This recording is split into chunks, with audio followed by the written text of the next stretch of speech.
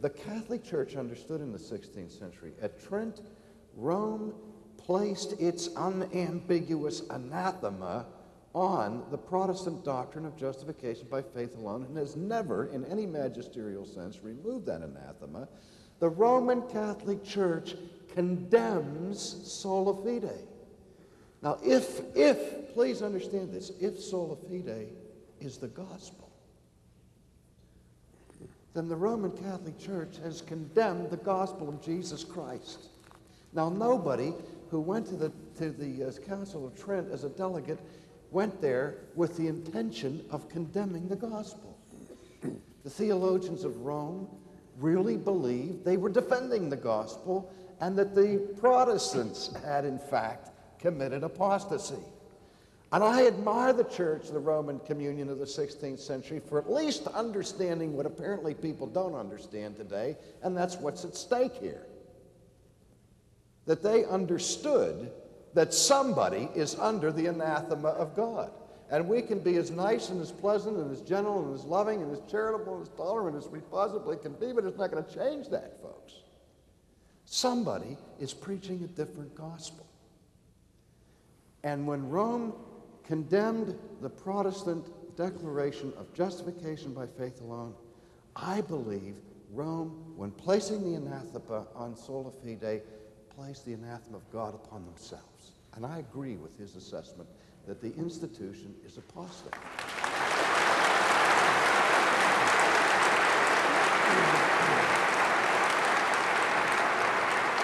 I don't want to leave Jim out of this, but I think it's so important to know this.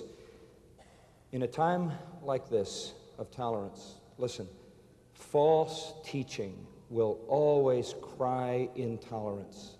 It'll always say you're being divisive, you're being unloving, you're being ungracious, because it can only survive when it doesn't get scrutinized. And so it cries against any intolerance. It cries against any examination, any scrutiny. Just let's embrace each other, let's love each other, let's put all that behind us. False doctrine cries the loudest about unity. And listen carefully when you hear the cry for unity, because it may be the cover of false doctrine encroaching. And if ever we should follow 1 Thessalonians 5 and examine everything carefully, it's when somebody's crying unity, love, and acceptance. For those lay people here that are not familiar, the Council of Trent spent 18 years examining the doctrines of the Protestant Reformation.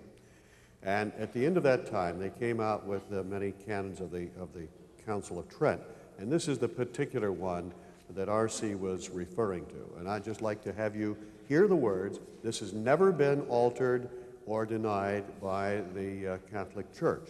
Quote, "If anyone says that the faith which justifies is nothing else but trust in the divine mercy which pardons sins because of Christ, or that it is trust alone by which we are justified," which is what every evangelical Christian would say, and they end with, "Let him be anathema," which means let him be accursed.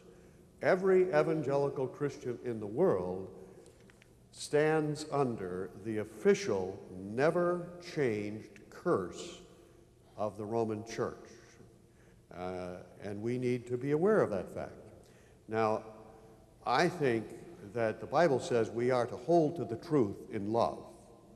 Now, that's difficult to do. Only Christ ever did that perfectly. We always tend either to slip into a rigidity or a legalism, or to slide down the other side into some sort of wishy-washy compromise of the gospel.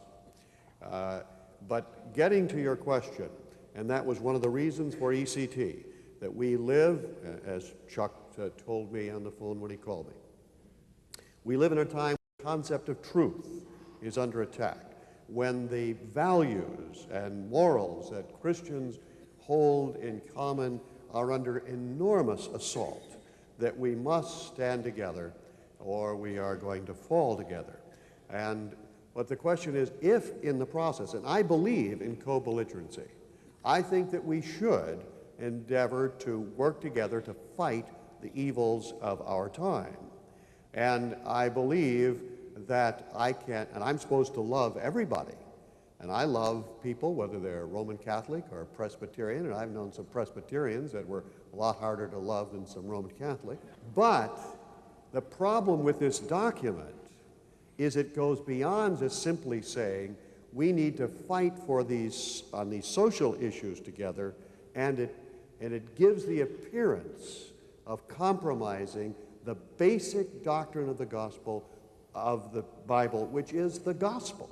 And this is the heart of all Christianity.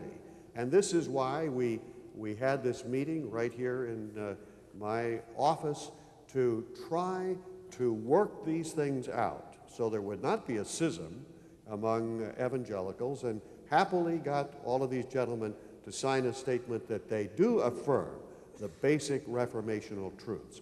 I still would have difficulty having my name on that document, which it is not, because I think of the ambiguity of it, the lack of clarity, and the way it opens a door for people to think there is no difference of any significance pertaining to the gospel of salvation between Protestants and Catholics.